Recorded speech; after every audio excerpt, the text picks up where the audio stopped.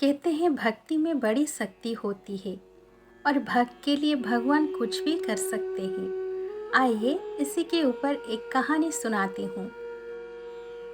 बहुत प्राचीन समय की बात है। एक बहुत ही गरीब और कृष्ण भक्त थे।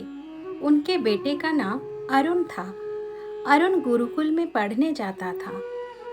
जितना गरीब परिवार था उतना ही कृष्ण भक्त परिवार था। कहते हैं कि निर्धनता ही धर्म की कसौटी है। उन लोगों की भगवान कृष्ण में अटूट आस्था थी। परिवार में स्नेह एवं सहयोग की अमृत धारा बहती थी। रूखी सूखी रोटी बांटकर भगवान का प्रसाद मानकर खा लेते थे। कोई भी कार्य भगवान कृष्ण कन्हैया का नाम लेकर ही शुरू करते थे। एक बार गुरुजी बच्चों से बोले कि कल वार्षिक उत्सव है। सभी बच्चे अपने अपने घर से दूध लाएंगे।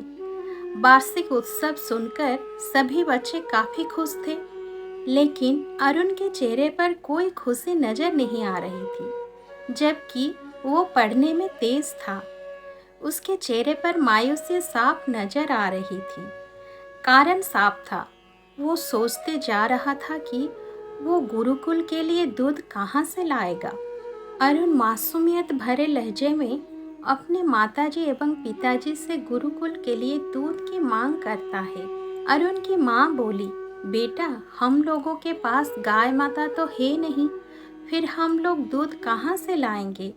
फिर भी हम लोग कहीं से दूध की व्यवस्था करने का प्रयास करते हैं। दूध की व्यवस्था ना होने पर अरुण के पिताजी बोले कि बेटा, अपनी असमर्थता बताकर गुरुजी से माफ़ी मांग लेना। दूध की व्यवस्था हम लोग नहीं कर सके। अगले दिन माताजी एवं पिताजी के चरण स्पर्श करके उनका आशीर्वाद लेकर अरुण गुरुकुल चल दिया। उसके सहपाठी बच्चे अपने सुविधानुसार छोटे बड़े पात्र में दूध लेकर हंसी खुशी से वार्षिक उत्सव मनाने की खुशी में गुरुकुल जा रहे थे। उन बच्चों को हंसता खेलता देखकर अरुण का बालक मन और मायूस हो गया।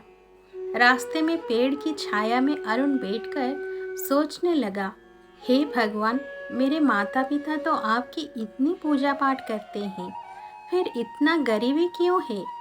ये सोचते सोचते अरुण रोने लगा। उसी समय एक छोटा सा नन्हा सा ग्वालवाल अपनी गायों को चराने उधर से निकला। वो ग्वाल अरुण को रोता देखकर उससे रोने का कारण पूछा। अरुण ने दूध वाली बात उस ग्वालवाल को बता दी। ग्वालवाल हंसते हुए बोला कि बस इतनी सी बात है, मैं तुम्हारे लिए अभी दूध का व्यवस्था कर देता हूँ। ग्वालवाल दौड़कर गया और गाय का दूध एक छोटी सी लोटकी में दूहकर अरुण को दे दिया और बोला कि जाकर अपने गुरुजी को दे देना। थोड़ा सा ही सही, दूध मिलने के कारण अरुण बहुत खुश हो गया और वो गुरुजी के पास जाकर गुरुजी से बोला कि गुरुजी, मैं दूध कहाँ रखूँ। गुरुजी छोटी सी लोटकी में दूध देकर अरुण को बोले, जाकर जिस बर्तन में दूध रखा है उसमें रख दो। अरुण जिस बर्तन में लोटकी का दूध डालता वो पात्र भर जाता, लेकिन लोटकी जैसे का तैसे दूध से भरा ही रहती। सभी पात्र भर जाने पर अरुण गुरुजी से निवेदन किया कि गुरुजी, सभी पात्र दूध से भर गए हैं, फिर मैं ये दूध कहाँ रखूं। गुरुजी छोटी सी लोटकी के तरफ नजर दौड़ाए और झुझलाकर बोले कि जहाँ खाली जगह मिले रख दो। अरुण एक बार पुनः चारों तरफ देखकर जहाँ भी बर्तन में थोड़ी जगह देखता, लोटकी का दूध उसमें डाल देता। फिर भी लोटकी दूध से भरी की भरी रह गई।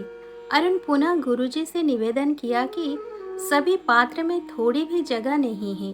अरुण को गुरुजी साथ लेकर गए और देखे कि पूरा का पूरा सभी पात्र सचमुच दूध से भरा पड़ा था। गुरुजी जिस गिलास से पानी पीते थे उसे लेकर अरुण से बोले कि इसमें दूध डाल दो। अरुण उसमें दूध डाल दिया। गिलास भी दूध से भर गई, फिर भी लोटकी दूध से भरी की भरी रह गई। ये देखकर गुरुजी आश्चर्यचकित रह गए। गुरुजी के पूछने पर अरुण ने दूध कहाँ से लिया था, कौन दिया, पूरा वृत्तांत कह सुनाया। गुरुजी अरुण को लेकर उस जगह गए जहाँ वो ग्वालवाल अरुण को दूध दिया था, लेकिन वहाँ ना तो गाय थी ना तो ग्वालवाल। गुरुजी बोले, धन्य है तुम्हारे कृष्ण भक्त माता पिता और धन्य हो तुम। राधे राधे।